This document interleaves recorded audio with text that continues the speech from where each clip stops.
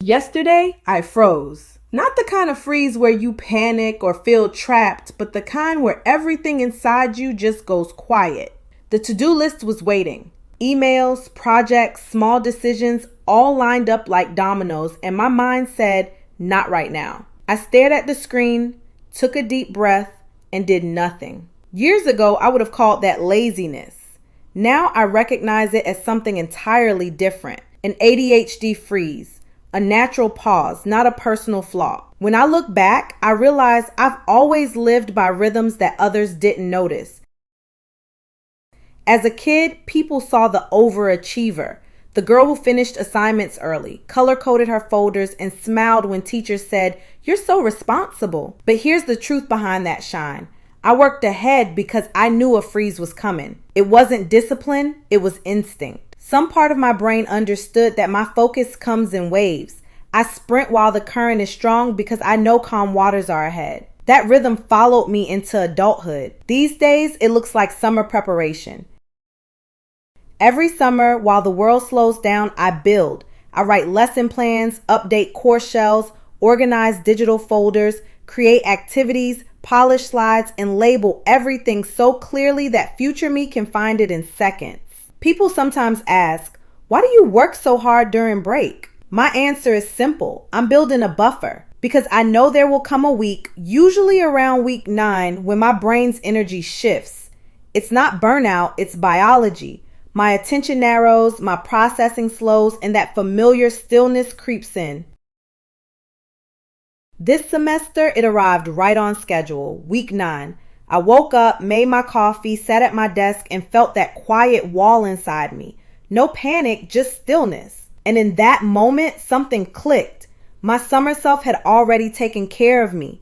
My classes were prepped, assignments were loaded, reminders were set, the buffer held. I was frozen, yes, but supported. For the first time, I didn't fight it. I didn't label it lazy. I let the system I built do its job while I gave my mind the pause it needed. That was my aha. ADHD freeze isn't a character flaw. It's our brain's built-in regulator, a signal that the gears need rest before the next push. And I know I'm not alone in this. Maybe you're a parent balancing work and family. Maybe you're an employee managing endless meetings. Maybe you're an entrepreneur wearing every hat. Maybe you're simply human, trying to keep up with a world that never slows down. ADHD freeze happens. We just call it different names. Writer's block, decision fatigue, burnout, mental fog. Whatever you call it, the feeling is the same. Your mind whispering, please pause. For years, I thought pushing harder would fix it. But grace, not grind, is what brings me back. When I honor the pause, step away, hydrate, move, breathe, my creativity returns stronger than before. That's the paradox. Rest fuels productivity. So the next time you freeze, instead of asking, what's wrong with me? Try asking, what is my brain trying to tell me? You might find the answer isn't work harder, it's slow down so you can rise again. Maybe your buffer looks different from mine. Maybe it's meal prepping on Sundays. Maybe it's automating invoices or setting digital reminders. Maybe it's creating space in your calendar labeled nothing so rest becomes a plan, not an accident. Whatever it is, design it with compassion. That's how we thrive with neurodivergent rhythms, not by denying them, but by designing for them. So if you're in that stillness right now, pause. You are not broken.